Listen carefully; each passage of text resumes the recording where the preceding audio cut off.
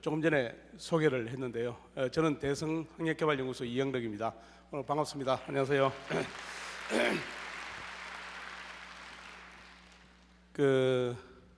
앞서 우리 고은 실장님이 수시 모집, 지금 현재 계속되고 있는 수시 모집하고 정시 전략에 관한 개략적인 얘기를 앞에 해주셨습니다.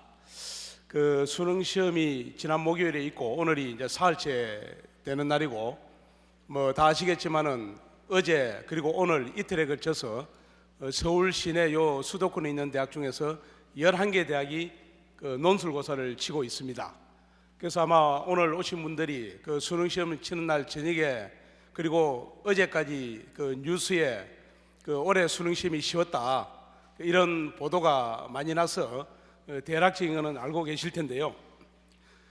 대학 수학능력 시험이 1993년에 도입이 되었으니까 지금 22년째입니다. 제가 이거 수능 시험 치는 날 늘 우리 대성학원 선생님들이 수능 문제가 공개가 되면 문제를 풀어보는데, 그리고 작년 문제하고 금년 문제하고 비교를 해가지고 자 출제 경향이 어떻게 달라졌느냐, 난이도가 어떻게 비교해 보는데, 영어 수학이 동시에 이렇게 쉽게 나온 것은 금년이 처음입니다. 그래서 아마 이 학생들 생각에 국어가 어려웠고 수학이 쉬웠고 영어가 쉬웠는데, 이게 영어 수학이 쉬웠으니까 평소에 어려워하던 영어 수학을 잘 받았는데, 지금 아까 우리 고은 선생님이 시험 잘 봤는가 물어봤더니 별로 대답을 안 하시던데요. 시험은 지금 잘 본 거 아니에요? 자, 점수 잘 나와 있죠. 그런데 왜 이 상이 혼란스럽다고 얘기하느냐, 이게 사실은 나중에 정시 모집까지 우리가 예상을 해서 지금 계속되는 수시가 끝나고 정시까지 예상을 해서 내 원하는 대학을 가야 되는데, 이 내 원하는 대학을 간다고 했을 때 정시는 나중에 제가 자세하게 설명을 드릴 텐데요, 거의 수능으로 다 뽑습니다. 그러면 내 점수로 어느 대학을 갈 수 있느냐, 이 부분이 문제가 너무 쉽게 나오다 보니까 만점자가 많아지고 이 동점자가 많아지면서 판단하기가 어렵게 되어 있는 그런 상황입니다. 그래서 오늘 제가 이제 아마 오시기 전까지만 해도 대략적인 내용을 알고 있을 텐데, 오늘 이 설명회를 통해서 오신 분들이 나중에 돌아가실 때쯤 되면은 궁금한 내용들이 말끔히 좀 해소가 될 수 있게끔 준비를 했는데요. 그렇게 기대를 하면서 얘기를 하겠습니다. 들어오실 때 책자 한 권은 금년 정시 모집 요강을 중요한 내용을 다 정리한 내용입니다. 나중에 가서 보시고요. 그리고 석장의 배치 기준표가 있는데, 이 배치 기준표는 가, 나, 다 군별로 하나씩 되어 있고 앞면이 인문계, 뒷면이 자연계 이렇게 나눠져 있습니다. 나중에 이제 이것도 오늘 제가 얘기 듣고 돌아가셔서 한번 보시면 되는데, 맨 왼쪽에 원점수 기준으로 지금 만들어 놓은 자료입니다.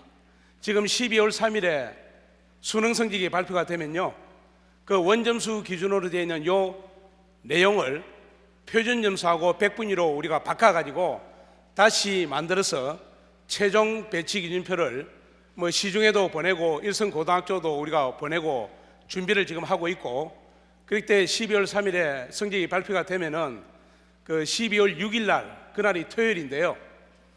오늘 여기는 이화여대 대강당인데, 그때는 한양대학 체육관에서 오늘과 똑같은 시간인데 오후 2시에 정시 최종 채점 결과에 의한 설명회를 계획을 하고 있습니다.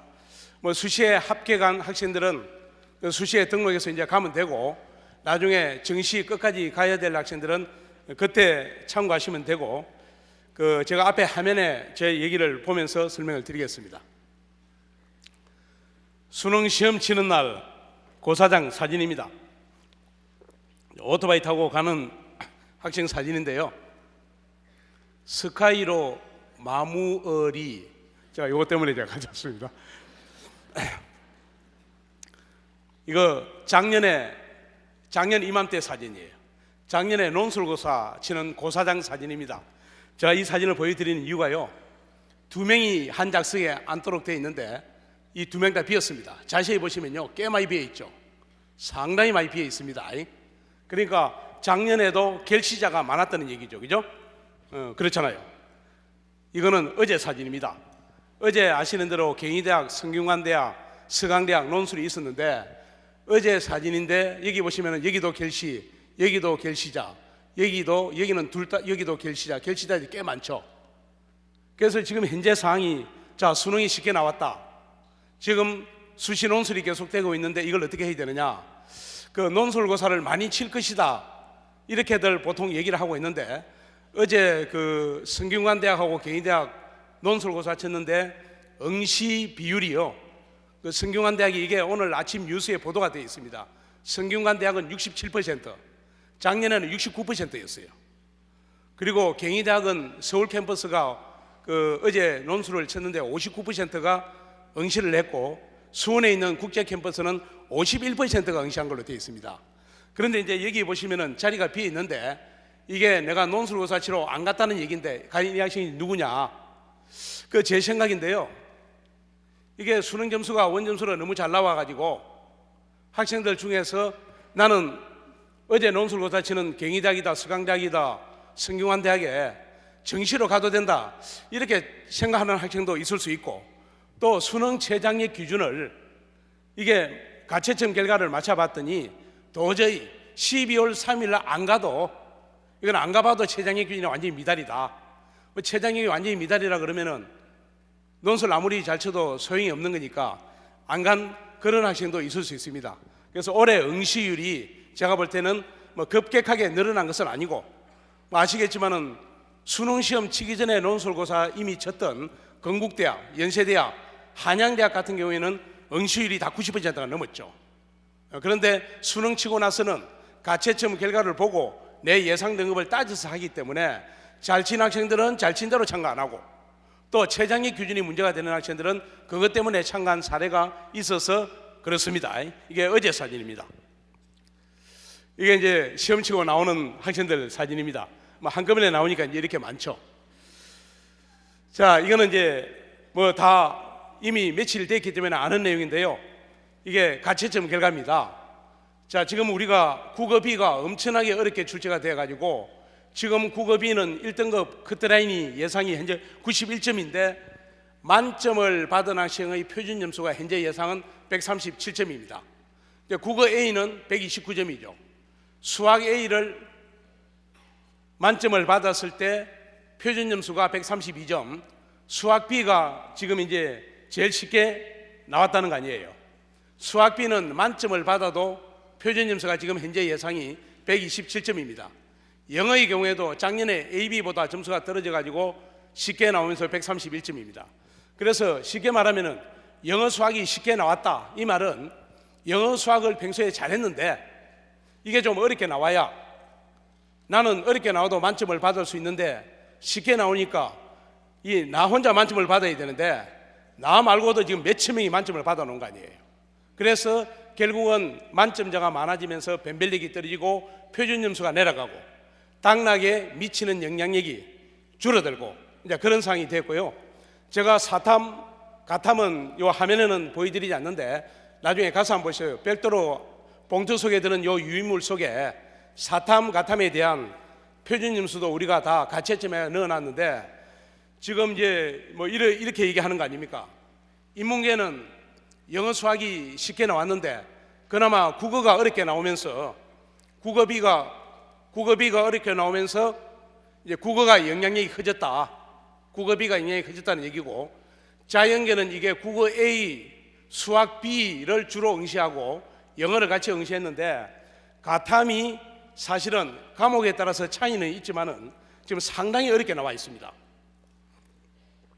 특히 자연계 학생들이 제일 많이 선택하는 과목이 화학 1 그리고 생명과학 2인데 이 하원 생투가요 어렵게 나오는 바람에 지금 이제 화학 1을 만점을 받으면은 표준 점수가 71점입니다. 그리고 생명과학 2를 만점을 받으면은 표준 점수가 73점인가 그래요. 그 두 개를 합치면은 이게 140점보다 훨씬 넘어가죠. 그러니까 사실은 학원 생투를 선택한 학생이 제일 많은데 이게 원래 황금 조합 아닙니까? 그런데 이 두 개를 선택해서 점수를 잘 받으면은 수학비 잘하는 학생보다 훨씬 유리하게 돼 있죠. 표준 점수 차이가 제가 보니까 한 10점 이상 차이가 나요.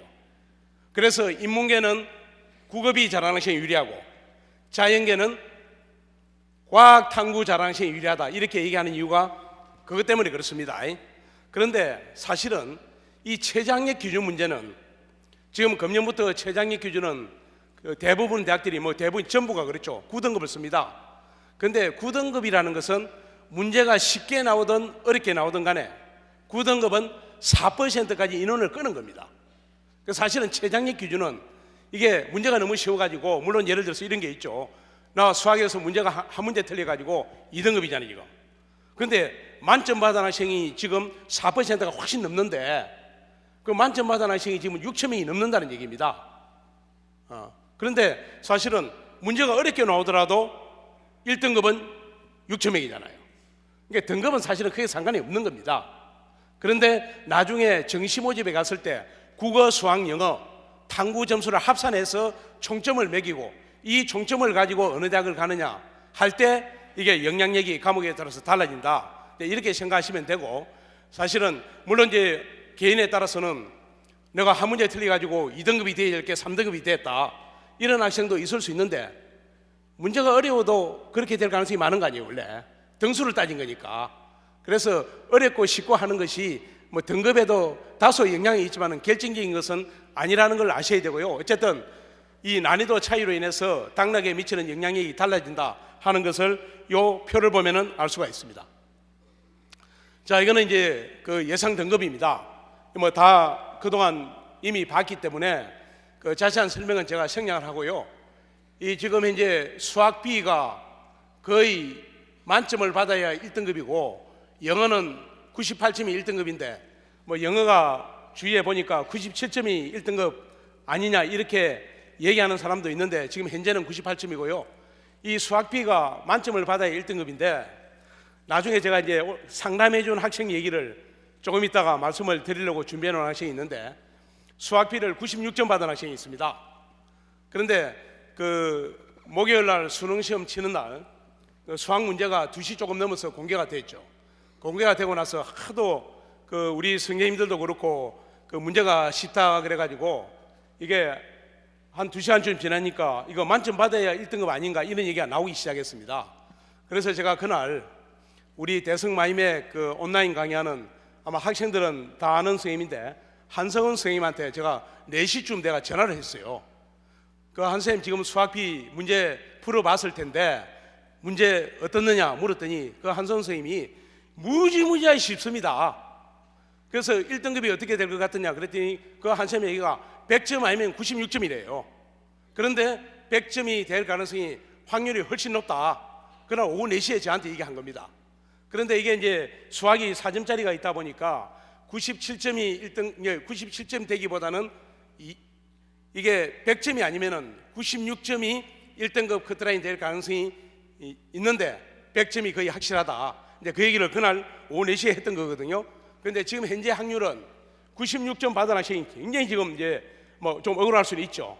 그런데 100점이 될 가능성이 높습니다. 물론 이거는 이제 12월 3일 되면은 바로 발표가 됩니다. 자, 참고하시고요. 자, 이게 이제 오늘이 11월 16일인데 앞으로 입시 일정을 제가 참고로 말씀을 드리겠습니다. 금년에 수능 시험은 작년보다 일주일 늦게 쳤습니다. 그러니까 일주일 늦게 치다 보니까 성적 발표는 일주일 뒤에 됩니다. 그러니까 수능 성적이 발표되고 나서 우리가 작년하고 자꾸 비교해서 여러 가지를 따지게 되어 있습니다. 작년은 어땠느냐?